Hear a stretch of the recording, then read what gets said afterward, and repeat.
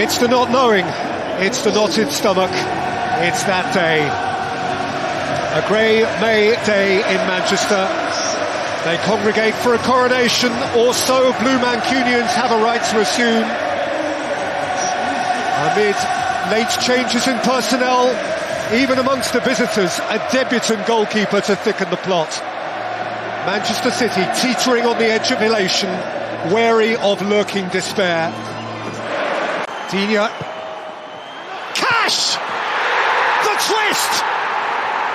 The gut-wrenching twist! Matty Cash for Aston Villa and for Liverpool. And in this moment, Liverpool lead the league. And Steven Gerrard's plan so far is working. And in this moment, Liverpool are level on points with Manchester City, but behind them on goal difference. If Liverpool were to score next, they would lead the league. Watkins wins the header. Coutinho takes. Philippe Coutinho scores! Silence. Stunned silence. Coutinho, a one-time Liverpool conjurer, just might have pulled a rabbit out of the hat for Liverpool. Gundogan, De Bruyne.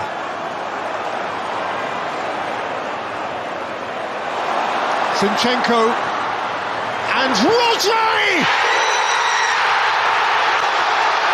It's happening again! City love a final day sensation! It's bubbling up in blue! Well, Zinchenko has to be praised for the way he came inside Buendia and just teed up Rodri. That's a really clever equaliser from Rodri. In effect, the afternoon is where it began. Both of the top two all square, and City a point ahead. Cancelo, Ming saw it, in goes De Bruyne. Kevin De Bruyne! Gundogan!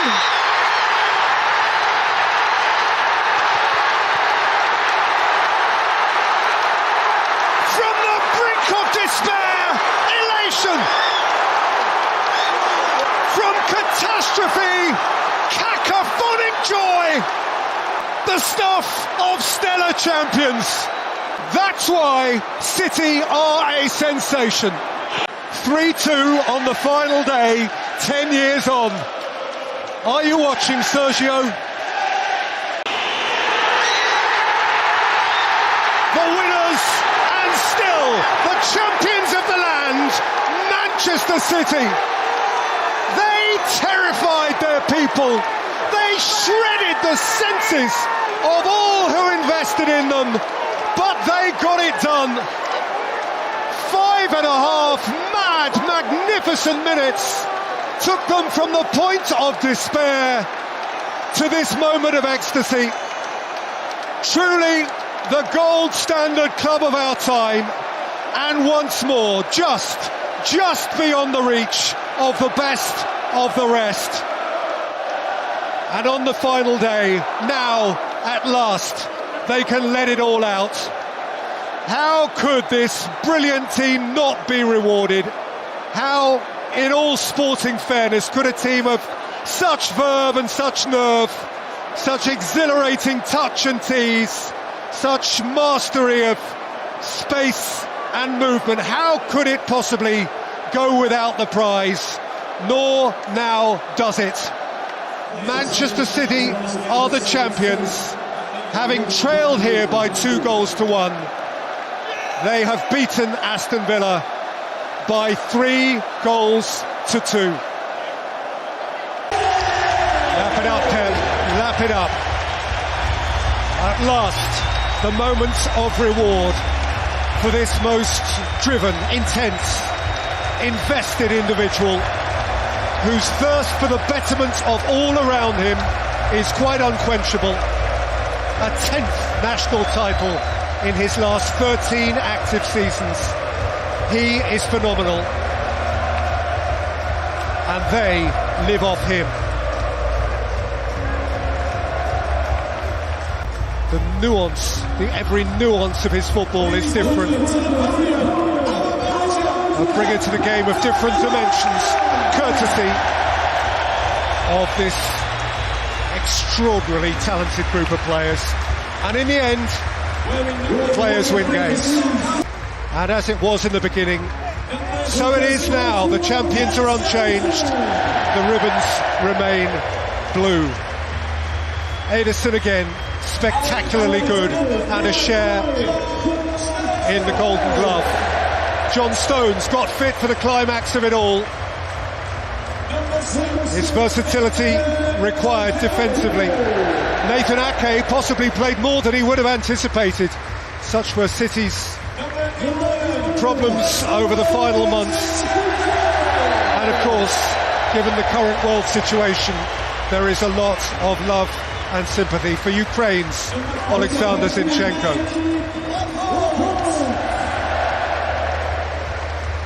Aymeric Laporte was the point of certainty defensively in these closing weeks, in the absence of Ruben Dias. And this is a guy, Cancelo, who has brought the game a whole new dimension. He is a fullback ×3. Well, I keep saying not just a fullback, Peter, because he's got so much else to his game, and he maybe didn't have the greatest of games today, but he is a fabulous talent. Jack Grealish, of course, a first-time winner, 100 million quid, and he's got his hands on it. Rodri, big goals, the winning goal. Remember the winning goal at Arsenal on New Year's Day? Might have been very different. And Bernardo Silva just kept on conjuring. He is a delight.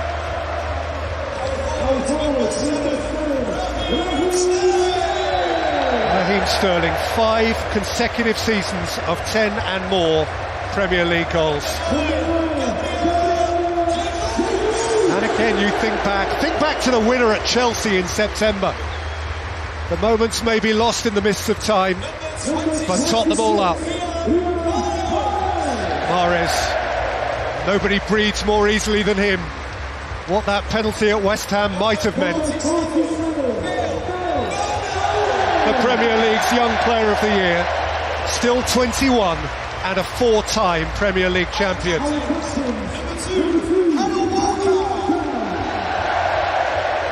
Kyle Walker missed the end of it, but boy, he contributed. He remains an athletic phenomenon. Totally agree with Kyle Walker. It's just unfortunate for him to suffer injury towards the end of the season, but he has been hugely important too.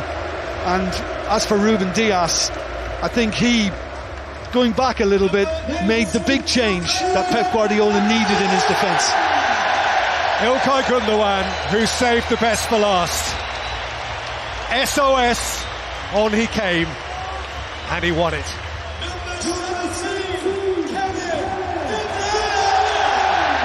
Just a beautiful footballer, again and again and again. A wizard. Goals home and away against Liverpool, and plenty else besides. Always watchable.